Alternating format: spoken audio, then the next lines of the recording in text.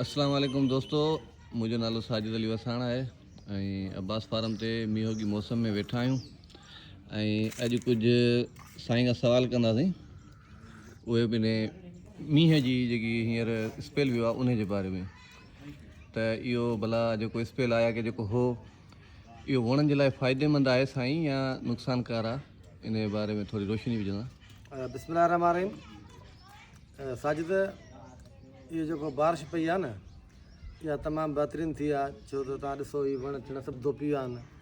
अहिड़े हिसाब सां वण बि धोपी विया हूंदा ऐं रुॻो मिटी चढ़ी वई, एॾी मण मिटी विया। तव्हांखे ख़बर आहे त 36 ॾींहं लॻातार झक हली ऐं उन खां पोइ वरी मुख़्तलिफ़ मौसम थींदी वई, त बारिश बि लाज़मी आहे। इहा साॻी बारिश जे करे 6 महीने में पइजी वञे हा स्टार्टिंग में, या 6 महीने जे एंड में, त तमामु भलो फ़ाइदो पियो आहे।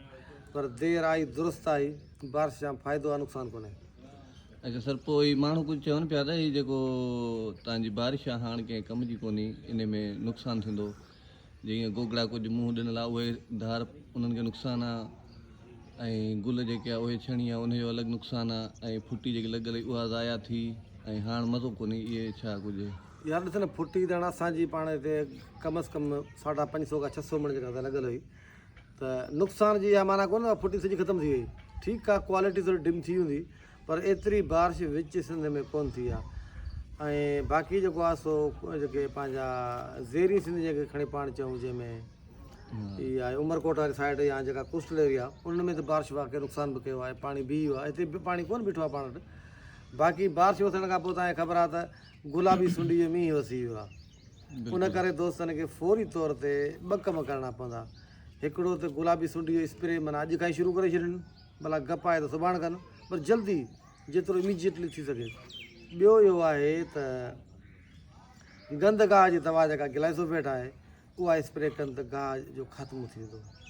मतिलबु अव्हां चओ था त जेतिरो नुक़सानु थियो आहे फार्मर ओतिरी रिकवरी उन खां डबल करे सघनि था। बिल्कुलु करे सघे था, वधीक मेयर खां पुछी सघे थो, वेठो आहे फार्मर स्कूल ॻाल्हाए पियो। मेहर अव्हां पंहिंजो कुझु राय ॿुधायो।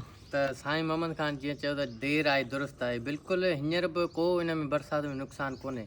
जेको मिटी वणनि जी हालति करे छॾी त चोटीअ खां वठी पाड़ ताईं वण बिल्कुलु सुकंदा पिया। उन में ॻाढ़ पनी बची वई, जूं बची वई, माना वण जो अॻिते निकिरणु माना मुमकिन हो। बरसाति खां पोइ असां कल्ह खां वठी अॼु फ़र्क़ु महसूसु कयो त उन में चोट बि लॻी वियो आहे, गुलबाट बि मथे खणे पियो। बाक़ी थोरी घणी महिनत त लाज़मी करणी पवंदी, अगरि जे इन खे तव्हां मथे गोगड़े खे बचाए वेंदो त तव्हांजा इहे बि 10-15 मण अची वेंदा। ऐं बिल्कुलु हीअ जेका बरसाति आहे उहा फ़ाइदे वारी आहे।